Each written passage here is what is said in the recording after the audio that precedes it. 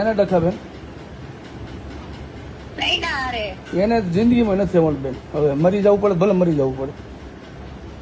એમને આ ભાભીનું રેકોર્ડિંગ સાંભળું તમારા 2.5 કલાકનું. કોનું?